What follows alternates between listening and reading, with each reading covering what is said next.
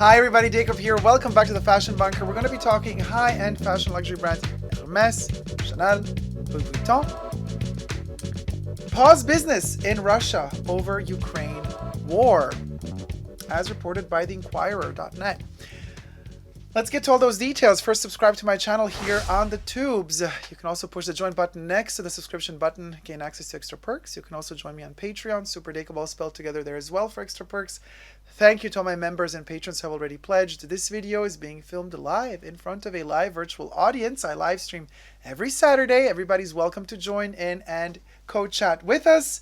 This is a very interesting topic. It's a serious topic. My apologies if I cough throughout the video. My lungs are still healing from, the candy cane, as I call it here, the lockdown syndrome situation. So I'm still kind of having some issues breathing, but we're slowly recuperating. So apologies if I just break out in a cough suddenly. Inquirer.net, and we got the information. Hermes, Chanel, Louis Vuitton pause business in Russia over Ukraine war. Now, here we have the note: Paris, France, French luxury giants LVMH, Hermes, and Chanel have decided to temporarily. That's a weird choice of words, right? Temporarily. I mean, sure, nothing is forever. Can Russia redeem itself? Will one day, are things going to go back to normal one day? They always do. They always do. I mean, Germany messed up big time in the Second World War. And now everybody's doing business with them again. So things change and evolve. So I guess the fact that they wrote that these brands have decided to temporarily close their shops in Russia, as history has a tendency of repeating itself, we understand what this means. So they've decided to temporarily close their shops in Russia, which invaded Ukraine on February 24th. The firms announced last Friday. Hermes Group runs 3 stores in Russia. Interesting fact. So that huge land of Russia, 3 Hermes stores, including one in the gum department store on Red Square, and employs 60 people in the country. Now, they are quoted to have said, allegedly, taking into account the situation in the region.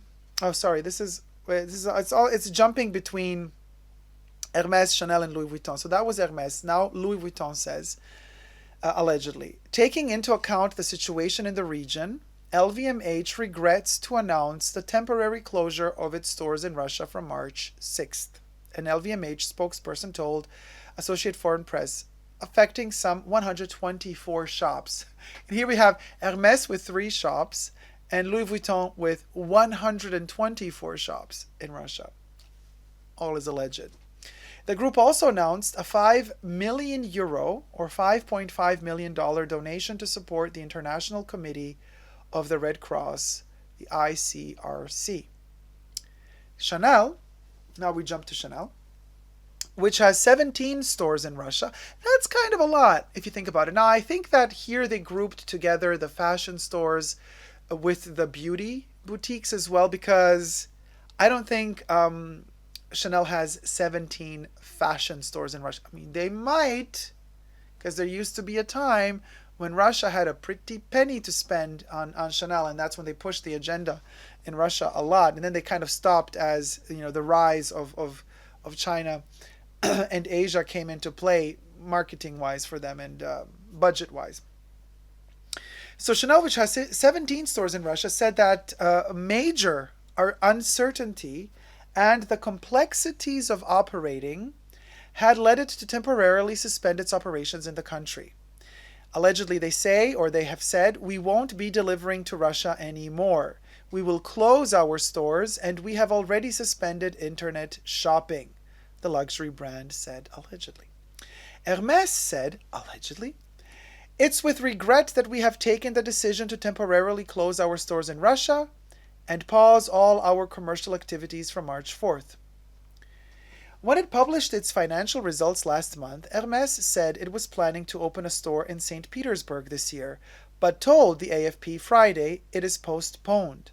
Several multinationals have announced the suspension of their activities in Russia, including Swedish furniture house IKEA, and I've heard also H&M allegedly. Now, probably other brands will follow, because now it seems like it's a fashion trend also to close shops there. Now, listen, I'm all for getting Russia out of Ukraine and helping Ukraine. And I know that NATO cannot interact. No soldier, no Russian soldier is allowed to be even touched by NATO. Otherwise, huge conflict of interest, World War III can begin. So, might, hopefully not going to happen. So, other ways, loopholes are found to block Russia from doing what they're doing. And, economy is one of them. Not allowing their banks to work properly anymore, not doing any more trade with them. We've heard all of the type of restraints and restrictions that are being put in place. But this, to me, first of all, the fact that these luxury brands don't state the obvious, like, call it for what it is, girl. They're using these words to not say why they're really, like, due to unforeseen events, we're closed. Girl, like, what are you trying to do? You're closing your stores, but you don't want to offend anybody because you're already planning 10 steps ahead when you reopen those stores? Because this is what I think, that they're planning because they say temporarily. So of course they want to reopen those stores one day, and of course they want to be welcomed when they reopen those stores, because if they abandon Russia now, when they come back, I mean, if I were Russia, I would be like, girl, you left us, and now when the situation is good again, you're back for more money. Get the F out of here. But that's just me. Now, having said all that, obviously I understand the reasoning behind it, but then be open about it. Don't try to not really say why you're closing your shops because you want to play it politically safe. This is war. What politically safe is there, girl? And on top of that, what I'm not liking is that the only people that actually suffer on a short-term basis are those Russian employees who had nothing to do with this war. They're just people like us trying to get, struggling to survive the day. They have their jobs and they go to their job and they manage the shop, or they're sales associates, or they do the stock in the boutiques, or they do visual merchandising. So basically they lost their job. Now, I don't know how far these luxury brands have committed to preserve these workers, how far these luxury brands, if at all, have committed to actually help their workers by maybe trying to find them, if they can speak other languages, trying to find them a job to work for them in their boutiques in other countries, or how much they've committed to maybe temporarily for the time being, how much they've committed. They could have said, hey, just like when the lockdown began and Chanel committed to keep paying its workers their full salary, even though they were not working, even though they were in lockdown, you could do the same now. All of these brands could have said, hey, for like 6 months from now, we will be paying you your salaries even though you're not working. I mean, what sort of commitment did they give to these workers who are not guilty of anything? So, you know what I mean? Like, it's a delicate situation, and you have to, if you're going to say you're closing your shops, well, then give also reassurance to the people, like give reassurance also to the press and say, hey, but don't worry, you guys, we're going to take care of our 60, Hermes, allegedly, they say that Hermes had 60 workers working for them in the 3 shops or boutiques. Like, leave a statement saying you're going to take care of your 60 workers, that you're not going to let them down. I mean, what do you guys think? Employees and the economy of the local people, but I think it was needed, says Lifestyle by Sabs. Donna says, Inditex, Zara, Massimo Dutti, etc. also closed its stores in Russia. Over 9,000 employees lost their jobs.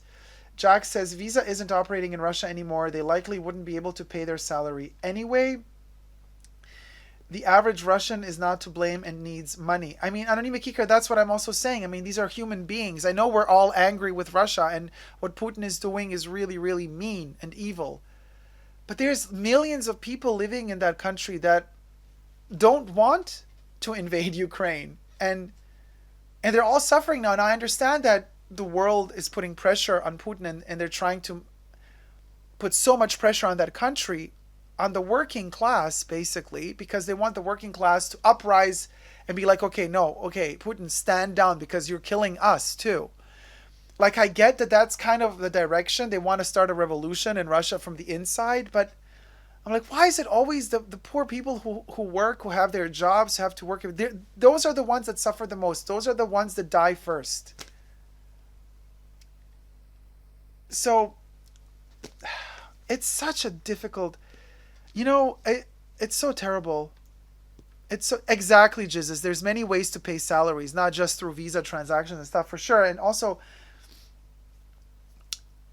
it just breaks my heart because this thing is escalating through these subterfuges ways of like harming more and more citizens.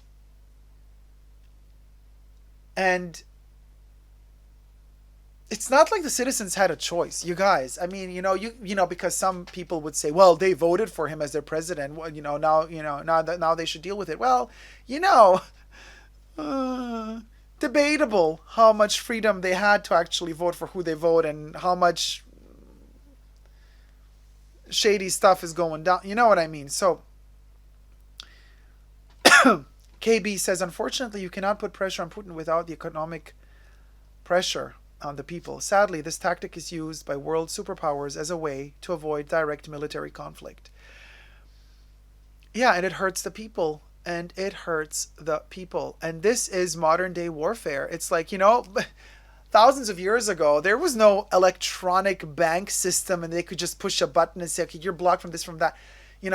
Warfare was done differently. Now there's all of these other weapons that you don't even think are, because at school, when you learn history, you're taught how wars were fought, how they were lost, how they were won, how the weapons were, how military was. But nobody really teaches you that actually warfare has evolved so much, and weapons have evolved so much, and weapons of mass destruction needn't be nuclear bombs. They can be economic choices that these multinational powers make, and it hurts and it hurts millions of people. It kills also people because it makes people starve to death. Because if they have no job left, if they have no money to earn anymore to eat, if there's no food to buy, that's also a weapon.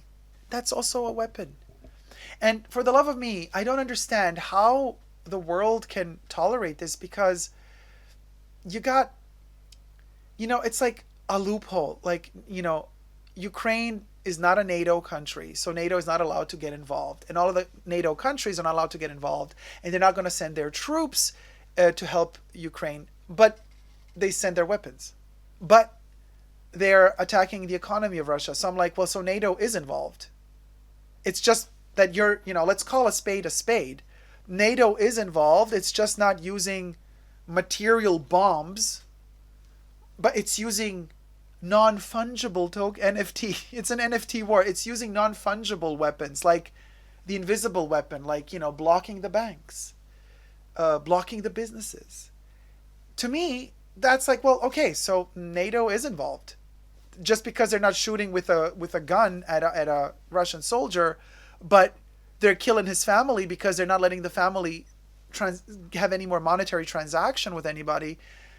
That's warfare to me. I don't see a difference. And bottom line, my problem with all of this is that it's the normal citizen that's being hurt. And then let's not even talk about all of these issues that are arising with, allegedly, after Louis Vuitton said they're closing on that date, allegedly they made money after that. So some people have been asking themselves, wait a minute, didn't they say they're going to close, but they're still making money after they said that they were going to close? So there's that little moment there as well, alleged moment as well, which is kind of really sketchy and shady if that is true. I don't know. I don't have confirmation of either or, but I've heard these rumors. And I'm like, oh, well, that's sketchy. If you say you're going to close, but then you don't, oh, girl. Lifestyle by Sabs says, I think Russian civilians have been lied to by Putin. They are blinded by what they have been told. Also how the news operates. It's you're not allowed to speak your mind, and it's very, very controlled. It's a very, very controlled environment, and you have to be very careful what you say and what opinions you share with others in Russia. And people are scared. I mean, you guys, the bottom line is somebody with a lot of power, is bullying people into, fear. And like, if you dare have your own opinion and your own thought, well, you're just going to disappear in the night and nobody's going to know what happened to you and nobody will dare question. That type of bully attitude. And so people are scared. Sure, some people probably also cheer him and think this is amazing what he's doing. There's always sides to everything. But a lot of people are really scared. And ruling with fear is another weapon, a big weapon. Ruling through fear, I say only a weak inside, a little person inside.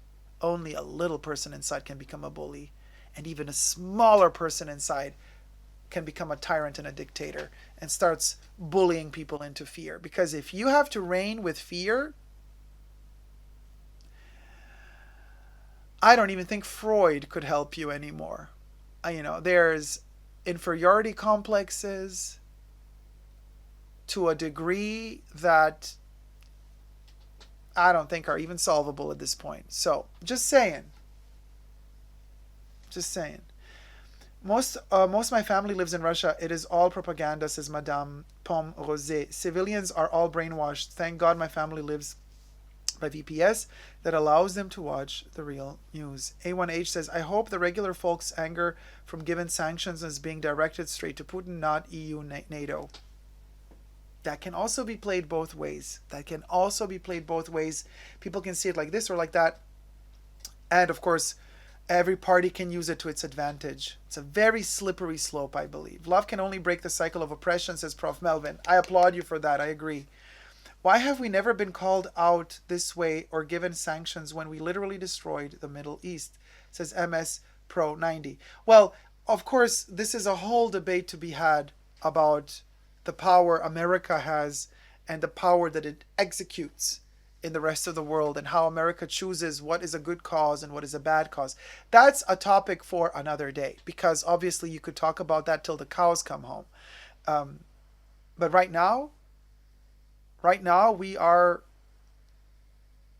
at a point where so many innocent people in Ukraine are dying. And I'm not saying that there are no tragedies happening elsewhere in the world at the same time. For sure there are. And I'm not saying they're less important and less tragic, no. But fact is, Ukraine is technically, well, it's not politically Europe, but technically it's Europe. And it hits home to the Europeans, so it's not far away from all of these first world countries. Hence, that's why it's been treated with way more importance. Unfortunately, but that's why it's being treated with way more importance than any other sort of dispute or war anywhere else. Obviously. I mean, we know that. We don't need to talk. We know that. So, yeah, that's that. Christoph says, Louis Vuitton has thrown shade, if that really is true. All that glitter isn't gold, I suppose, says Christoph. Julie says, let's not compare apples and oranges. Angelique says, we are all victims of the powerful people. Oh, Angelique, that's very well said. We are. We think, well, first world country, we have freedoms. Sure, we have way more freedoms than other places. Oh, yes, for sure. And I don't take any of them for granted.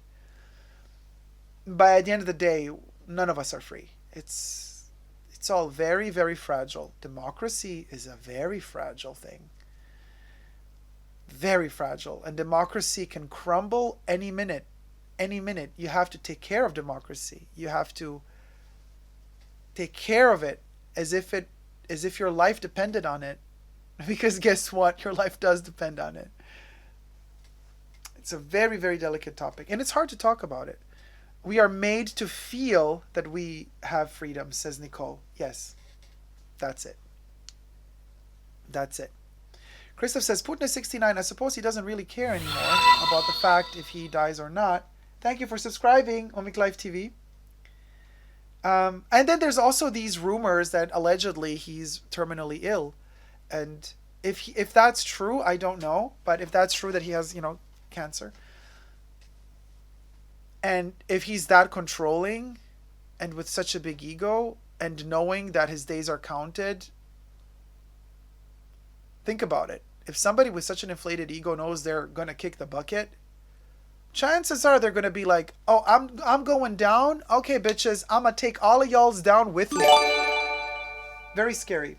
Thank you for the NFT, Poiches. Hello, Dacob. This is my first NFT. Excited to join the current world. I'm enjoying your 50K episode very much. I hope to be here. Oh, it went down. I'll read it later when we're in the next segment. Thank you so much, sweetie. Thank you. So anyway, I didn't want to open up this whole debate. Obviously, I knew that this topic would open up this debate that transcends completely these luxury brands. Obviously, my channel, we base everything off of these beautiful objects that we love to collect, that we like to surround ourselves with, these luxury brands that we love or that we love to hate because they have been really difficult to deal with since the lockdown began because of all of their price increases and all that shit, right? And then add that very, very difficult, painful topic of war on top of all of that, and pardon me, you get really it's difficult to talk about it because obviously no matter what you say, especially in the woke, politically correct world we live in today, what you say can and will be used against you, not in the court of law, but on social media. So people come for you no matter what you say, no matter how you formulate it. And no matter what opinion you express, you are literally at the mercy of potential trolls out there who will contort your words, who will turn them into whatever they want it to be for their own purposes. And we've seen, and this is also happening politically, really. I mean, just look at the 2016 elections. Just look at how this war is being played out now. I mean, I listen to both sides. I listen to Biden talk, then I listen to Putin talk, I listen to the Europeans talk, and everybody has their version of the story. And everybody believes that their version of the story is legit. Everybody believes that they're fighting for the just cause, no matter what that cause is, and everybody's convinced. And then you're like a normal citizen in between thinking, well, hold on a minute. Well, then why am I the one who's dying? I don't have any power, I don't have the power to make any decisions. I'm just the victim. No matter what you decide to do, I'm the victim. And that's a terrible position to be in. It's a terrible position to be in. And that's what causes anxiety because we don't know what's going to happen tomorrow. If those Oompa Loompas at Chernobyl or somewhere, at another one of those, if some idiot drinks too much vodka and just shoots the wrong direction and a freaking nuclear explosion happens. Now, I know that Chernobyl is shut down, blah, blah, but there's that other nuclear plant that they occupy. You know what I mean? And at this point, you don't know who's doing what. And which cuckoo, crazy ass mofo comes up with a silly idea, one of the troops even, in the middle of the night, let me do this the way I want to hold it, everybody. You know what I mean? And bam. And the entire continent is gone. Literally, that's how dangerous this is. And it's like us, it's the regular folk that are well, okay, yeah, you take it, because nobody's asking you for your opinion anyway, But then, the saddest part of all of this, it's us.